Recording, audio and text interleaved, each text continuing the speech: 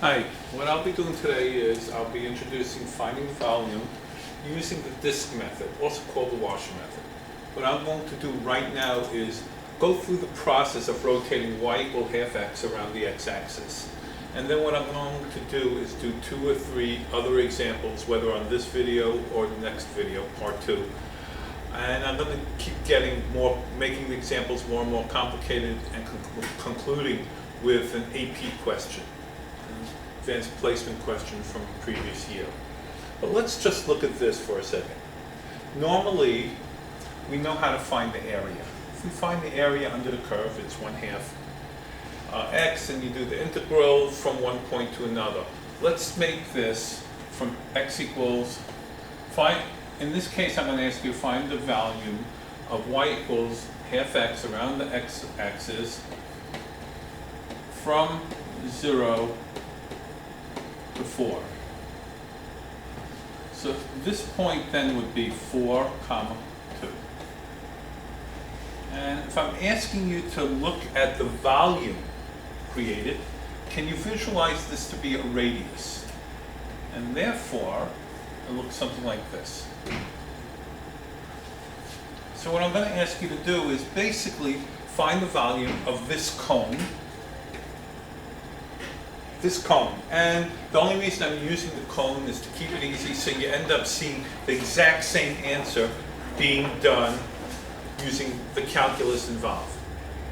Well, the first thing I'm going to do is, we know the volume of a cone is 1/3 area of the base times the height, which is 1/3 of the area of the base, since the height is 2, so it's pi r squared times h, and since the radius is 2, it's 4 pi, and the height, if we look at this, is going to be 4, 1/3.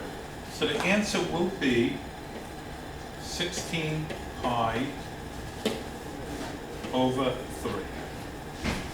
And that's the answer. However, it's not just important to get the answers, understanding what's happening in the calculus. So that's what we're here for. Let's do this again. What I'm really going to do is slightly different. I'm going to find the volume here of that cylinder. And then I'm going to find the volume of the next cylinder, and of the next cylinder, and of the next cylinder. And in essence, if I look at it the easier way, you might look at it like this. You might say, okay, here's the volume of this, and then I'm going to add to it the volume of this, and then I'm going to add to it the volume of this, and I'm going to keep going and going and going, and eventually what I'm going to do is, if you go back to learning the Riemann sum, it's the same idea, that I'm going to keep getting smaller and smaller and smaller, and you get the idea, and eventually I'm going to have something that looks like this. But wait a second. If you look at it, I still have this empty space. So what I'm going to do is, I'm going to make my height approaching 0. So let's look, instead of doing it this thick, I may end up doing it again. And let's look at it again, but this time it's going to look like this. Much smaller and smaller, and you get the idea. And then eventually you're going to even go smaller, and you're going to have an infinite number of disks. And when you have that infinite number of disks, eventually your height is going to be approaching 0. It's going to be so tiny. Well, that's called integration. Let's look at this for a second. Let's go back to the original problem. But if you can visualize what's happening first, the rest becomes easy. And what I tell my students is, if you use this method, somewhere in there, write down pi r squared h. Just so in the back of your mind, you're remembering that you're adding up a number of disks. because eventually I'm going to do the shell method, and we'll discuss that a little differently.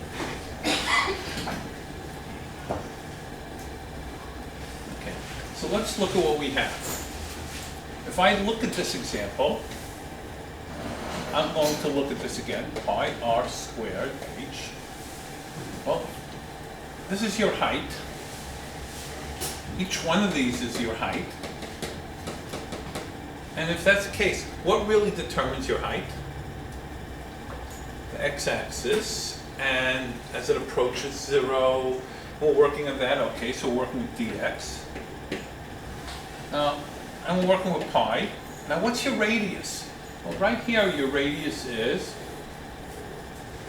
whatever this point is, because notice your radius constantly changes. Over here, whatever, depending on x, it's whatever y is. So can I say the radius is y?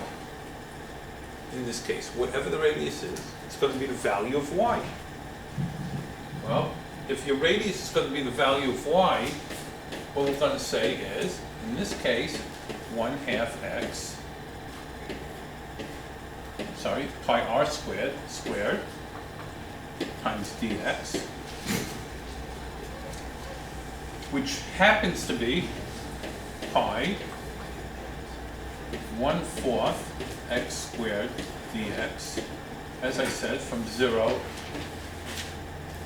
to 4. Let's pull out the 4th, which is equal to pi over 4 of x squared from 0 to 4 dx, which, of course, when you work it out, it gives you pi over 4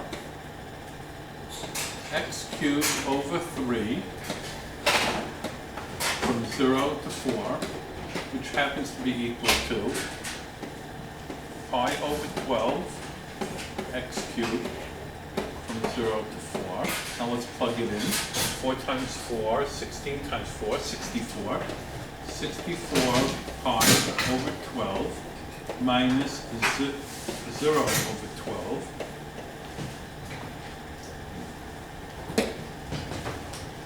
And if I reduce it, I have 16 pi over 3. Same answer that we did before. Let me do it again, and we'll make it a drop more complicated, because I want you to understand that when you're working with the disk method, not all examples are the same. Let's look at it again.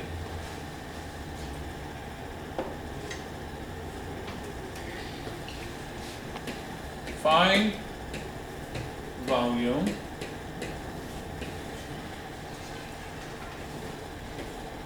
of object rotated around the x-axis. And right now I'm starting with x-axis. I'm going to change it along the way. Find the volume of the object rotated around and bounded by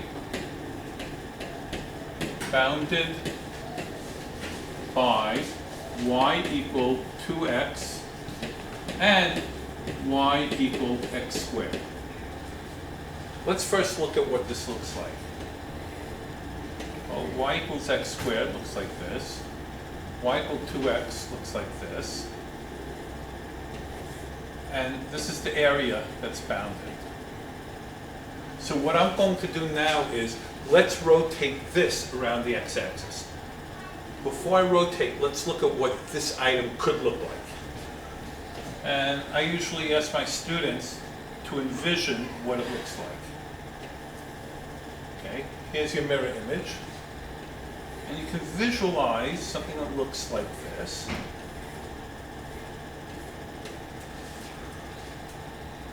And if you can also visualize that right in here is empty spots. So think of something that looks like this.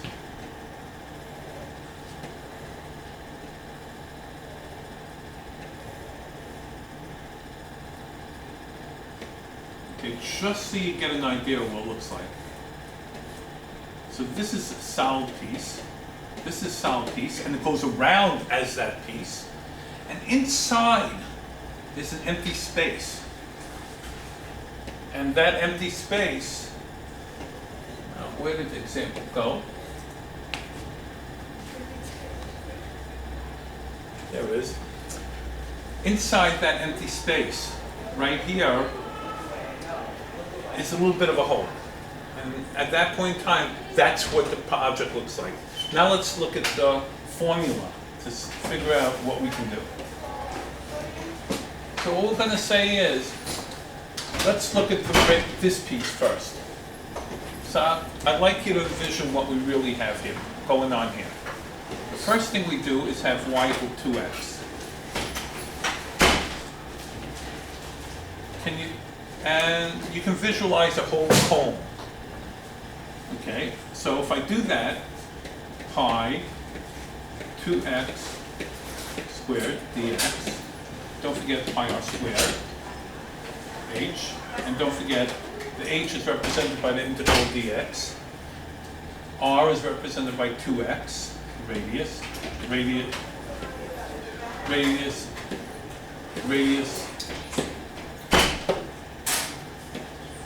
equal 2x. Well, if that's the case, now we got pi 4x squared dx, which gives you 4x squared dx pi, which gives you 4x cubed over 3 pi. And I ask you to go where it's bounded. And if you look at where it's bounded right here at 0, 0. And it's bounded up here at 2, 4. Sorry. So it's going to be from 0 to 2 and from 0 to 2. Okay, so that's the first piece of it. Now let's look at the second piece of it. The second piece is y equal x squared. Well, if that's the case, let's look at the volume of this piece. And that's what I'm going to do next. So we get, how do I find volume again? Volume is pi r squared h. Okay, here's your h, here's your pi. R squared is x squared squared, because r is x squared. Can you visualize this is your radius? And the radius is always dependent on your x and whatever y is. And so we got pi x to the 4th dx, which gives you pi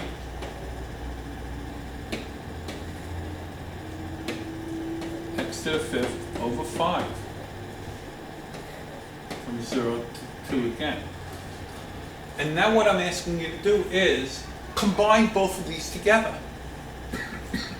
What I'm really doing is, I'm first finding the volume here of that whole thing. And then what I'm doing is finding the volume of this piece that goes around. Because that's a piece I don't need. I'm subtracting. Okay? For those of you who aren't sure of exactly what I'm doing, think about the examples you learned in 8th grade. How do you find the area of the shaded part? You find the area of the large one, you take away the little piece, and you're left with that shaded piece. Well, that's what I'm really doing here. I'm finding the volume of the large cone in this case, and then I'm finding the volume of this other object, and I'm subtracting because that piece I don't need. So in essence, what I'm really doing is the integral of, well, the outside one was 2x, so 2x squared minus the integral of this small piece, which is x squared dx from 0 to 2. And now we have it. Now the rest is doing some simple integration, calculus, working it out. Pi, and let's look what we have now. 4x squared, again, this is 4x squared, we raise 4x cubed over 3 minus x to the 4th, so that gives you x to the 5th over 5 from 0 to 2. And the rest is working it out. 2 to the third, 8. 8 times 4, 32 over 3. Minus 2 to the fifth, 32 over 5. And minus 0 minus 0, which is 0. Don't forget, here's where students get careless. Don't forget the pi, because it's pi r squared. And you get a common denominator and you work from there. I'm not worried about what the answer is offhand. 160 over 15 minus 96 over 15 gives you 64 over 15. And that's it. Okay, notice we did 2 separate examples. Now what happens if I throw something else in there that makes it look a little different? And I'm going to give you 2 other scenarios at the next taping.